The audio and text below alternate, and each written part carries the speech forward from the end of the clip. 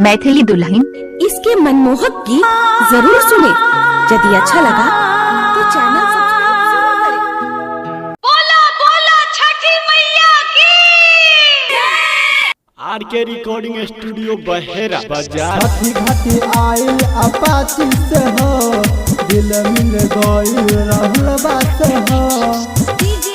छठी घाटी आइल अपाची से हो,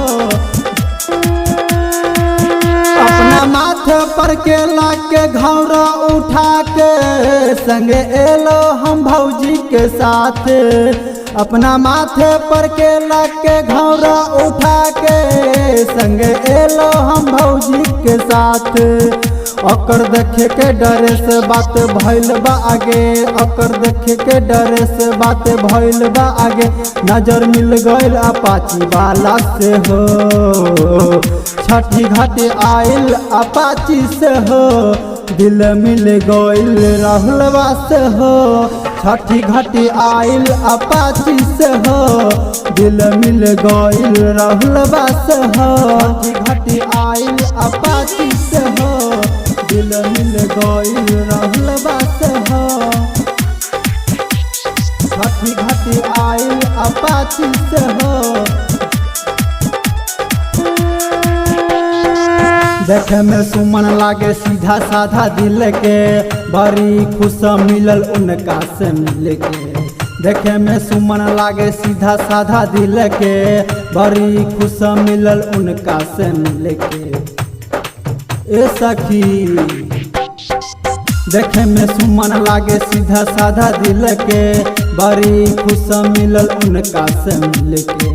जब से मिलल मन हंसता खोल के, छठी माई कृपा कैल हम पर आँख खोल के, हम पर आँख खोल के। उतबार न अकेला छरपटाइला मिलला, उतबार न अकेला छरपटाइला मिलला। डर लागे श्याम से हो, छठी घाट आइल अपाची से हो, दिल मिल गइल राजसबा से हो। छठी घाटी आइल अपाची से हो, दिल मिल गइल राजसबा से हो। छठी घाटी आइल अपाची से हो, दिल मिल गइल राहुलवा से हो। छठी घाटी आइल अपाची से हो, संगे संगे हम दीप चढ़ेलु छठी माई के, चल गले ऊ नारियल चढ़ाई के। संगे संगे हम दीप चढ़ेलु छठी माई के, चल गले ऊ नारियल चढ़ाई के। ए सखी संगे संगे हम दीप जललु छठी माई के, चल गले ऊ नारियल चढ़ाई के।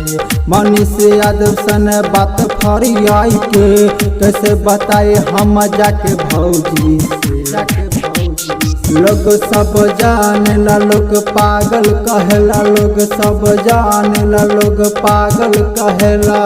आइल बार पटना से हो, छठी घाट आइल अपाची से हो, दिल मिल गइल सुनलबा से हो।